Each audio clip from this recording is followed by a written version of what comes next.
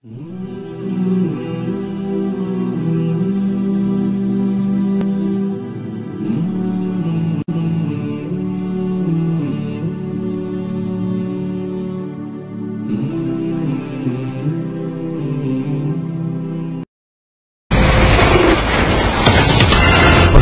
të nderuar dëgjues të Radio Pendimit, është ky edicioni qendror I lajmeve I orës 16 në Radio Pendim. Veçojmë titujt kryesor të këtij edicioni të lajmeve. Amnisti për 69 vepra me të cilët serbët mbajtën veriun, Gjermania e vetme stopon datën për Serbinë, Siri numri zyrtar I viktimave arrin në 100.000. Lajmet nga Kosova. Amnisti për 69 vepra me të cilët serbët mbajtën veriun. Në ligjin për amnistin ndodhen të listuara plot 69 vepra penale të evidentuara prej vitesh në kode penale të kohës.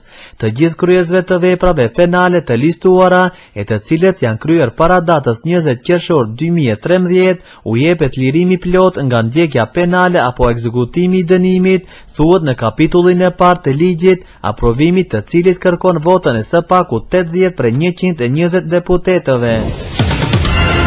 Definohen 15 kilometra të kufirit Kosovë-Mali I Zi. Komisioni për caktimin e vijës kufitare mes Kosovës dhe Malit të Zi, të martën në Pek ka mbajtur takimin e radhës, duke vazhduar bisedimet mes dy shteteve të reja për vijën kufitare mes tyre. Para një harte të projektuar në mur, mbi të cilin janë përcaktuar dy zona, delegacionet e dy shteteve kanë zhvilluar disa orë bisedime në katin e 4 në hotelin Dugagjinit në qendër të Pejës. Delegacioni kosovar I krijuar nga qeveria e Kosovës, I kryesuar nga Murat Meha, ka zhvilluar deri më tani disa takime, nga të cilat nuk ka pasur shumë informacione. Emërimi në Nenad Gjuriqit kundër kushtetues. Përderisa marrëveshja Kosovë-Serbi nuk është ratifikuar ende nga Kuvendi I Kosovës, emërimi Nenad Gjuriqit ushtrues detiri I drejtorit të drejtorisë rajonale Mitrovic Sveri vazhdon të konsiderohet kundër kushtetues. Ndonse marrëdhëniet ndërkombëtare kanë epërsi ndaj ligjeve vendore, ekspertët kushtetues shohin shkelje edhe në këtë aspekt. Në Gazimestan në 28 qershor pas simbole nacionaliste. Do të bëjmë gjithçka është e mundur që shënimi I Vidovdanit të kalojë I qetë, citojnë mediat e Beogradit policinë e Kosovës. Nga Prishtina tërhiqet vërejtja për qytetarët e Serbisë që më 28 qershor do të arrijnë në Gazimestan të mos bartin simbole që nxisin urrëtie. Drejtori I policisë së Kosovës për çështje operative në Prishtinë, Rashid Qelaj, ka deklaruar se policia në bashkëpunim me komunën e Graçanicës me kishën ortodokse serbe, Kforin dhe Uleksin do të ndërmarrin të gjitha masat që Vidovdani të kalojë I qetë. Lajmet nga Shqipëria. Zgjedhjet në Shqipëri e Majta 85 mandate e Djata 55. Në Tiranë e Majta ka arritur të sigurojë edhe mandatin e 19, siç pritet gjatë këtyre orëve të fundit, një mandat I cili kalon në favor të Partisë Socialiste me 16 në total, duke rritur avantazhin në rang kombëtar në 85 me 55 kundrejt së djathës. Lajmet rajonale. Gjermania e vetme stopon datën për Serbinë. Gjermania ka qenë ndër vendet që ka shtirë fuqishëm vendimin e Bashkimit Evropian për miratimin e fillimit të negociatave me Kosovën për marrëveshjen e stabilizim asocimit. Ministri I jashtëm gjerman Guido Westerwelle u ka thënë ministrave të jashtëm të vendeve anëtare të BE-s në Luksemburg se Kosova ka merituar fillimin e negociatave për MSE-an, ndërsa ka folur edhe për çështjen e fillimit të negociatave për anëtarësi me Serbinë. Siç njoftojnë sot agjencitë botërore të lajmeve, kjo çështje me insistimin e ministrit të jashtëm gjerman Westerwelle është shtyrë për muajin janar të vitit të ardhshëm me qëllim që të vëzhgohet zbatimi në praktik I marrëveshjes së arritur në Bruksel midis Kosovës dhe Serbisë me ndërmjetësimin e Bashkimit Evropian. Veteranët maqedonas të luftës 2001 pajisën në pasaporta bullgare. Veteranët e luftës dhe ish pjesëtar të forcave maqedonase të sigurisë pjesëmarrës në konfliktin e vitit 2001 po pajisën në pasaporta bullgare. Zoran Angelovski është njëri nga ata I cili u largua nga armata e Maqedonisë nga radhët e ushtarëve profesionist dhe se ai rrëfen se ishte detyruar që të pajiset me pasaportën bullgare. Ai në një reportazh në portalin maqedonas thekson se ka marrë këtë të shtesë bullgare nga halli dhe jo nga qefi, citon INA. Sipas tij ka shumë veteran maqedonas që janë pajisur me të njëjtën në pasaport. Policia turke shpërndau demonstruesit në Ankara. Policia speciale ka përdorur topa ujë dhe granata me tym kundër qindra demonstruesve antiqeveri sot në orët e para të mëngjesit në kryeqytetin Ankara. Dje policia antiterror i ka arrestuar 20 vet janë ndërhyrjes në një tubim në Ankara lidhur me protestat kundër qeverisë që tash e sa ja po mbahen në gjithë Turqinë. Lajmet ndërkombëtare. Siri. Numri zyrtar i viktimave arrin në 100.000. Observatori sirian për të drejtat e njeriut tha se numri i viktimave në Siri ka arritur në 100.000 njerëz, ndërta të paktën 40.000 janë civil, duke përfshirë më shumë se 3.000 gra dhe më shumë se 5.000 fëmijë në moshën e 16 vjeçare. Grupi i cili mbështeten nga një rrjet aktivistësh, mjekësh dhe avokatësh në terren në të gjithë Sirin, tha se 18.000 luftëtar të lirisë ishin vrarë. Në anën e regjimit, grupi raportoi vdekjen e të paktën 26.000 ushtarëve të regjimit Bashar al-Assad, 18.000 forca të milicisë së regjimit dhe 169 anëtarëve të grupit shit libanes Hizbullah.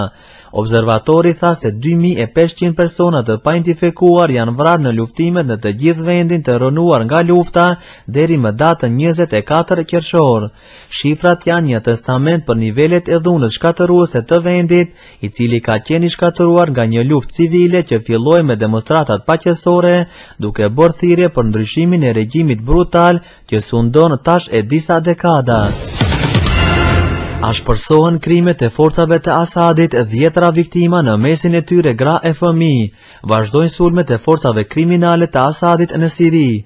Në sulmet organizuara me armë të rënda në mbar vendin janë vrarë 65 persona. Kryeqyteti Damask, Hama, Humus dhe Halep gjenden në bombardim të rënd. Në këto sulme intenzive të organizuara ndaj qyteteve të ndryshme janë vrarë një numër i madh i personave në mesin e të cilëve ka gra dhe fëmijë. Ndërkaq në mbar vendin jetohen përleshje të ashpra rrugore mes forcave të ushtrisë së lirë siriane dhe forcave të Asadit.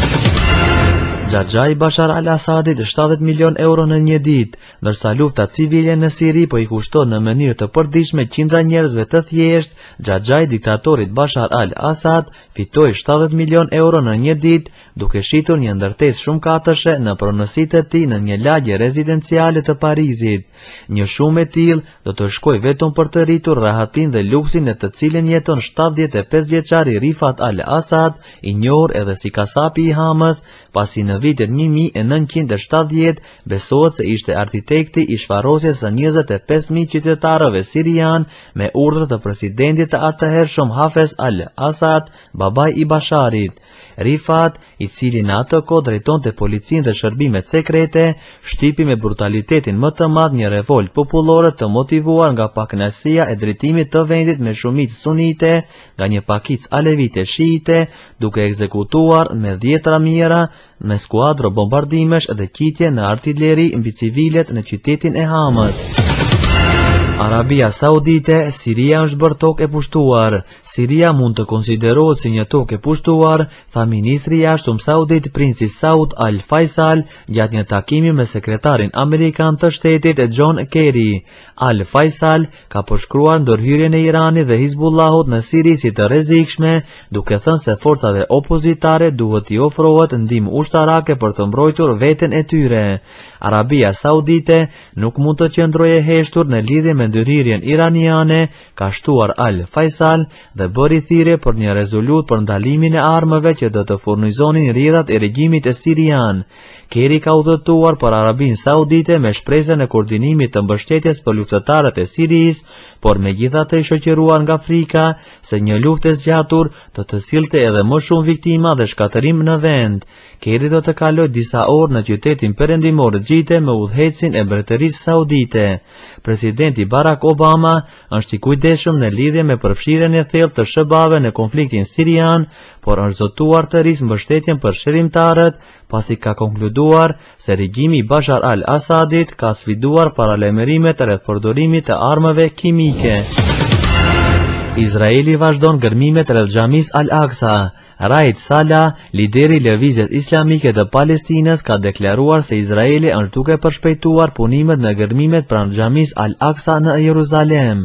Nga ana tjetër, Fondacioni Al-Aqsa thot në një raport që Izraeli kishte filluar punimet e gërmimit në 3 pika rreth xhamisë Al-Aqsa. Në raport ai u shpreh se Izraeli ka në shënjestër ndërtimin e ndërtesave të reja, duke shkatëruar modelet islamike në qytet. Egjipt, përpjekje për ta përmbysur presidentin Mohamed Mursi. Opozita egjiptiane dhe qarqet e huaja që kërkojnë për të rrëzuar presidentin egjiptian Mohamed Mursi janë duke planifikuar demonstrata të mëdha me 30 qershor. Demonstratat janë duke planifikuar nga organizata trinore si 6 prilli dhe Kefaja, lëvizjet e cilët fillimisht u ngritën kundër Mubarakut. Opozita laike egjiptiane Fronti Nacional Shërimtar i udhëhequr nga Mohamed El Baradei ka njoftuar mbështetjen e saj për demonstratat e 30 qershorit. Opozita është duke pritur që ajo mund të detyrojë presidentin të pranojë zgjedhjet e parakohshme presidenciale përpara se mandati i tij të ketë përfunduar. Mursi, i cili u përball me politika të kërdisura për shkak të komploteve nga jashtë, ishte në gjendje për të arritur stabilitetin në vend. Parashikimi i motit. Të nderuar dëgjues, sipas meteorologëve, koha në kryeqytetin kosovar Prishtinën është 16 gradë Celsius me vrenësira, Tirana ka 27 gradë Celsius me vrenësira me diell, ndërsa Shkupi ka 21 gradë Celsius me vrenësira me diell. Të nderuar dëgjues, kjo ishte e tëra deri takimet tona të radhës. Esselamu aleikum.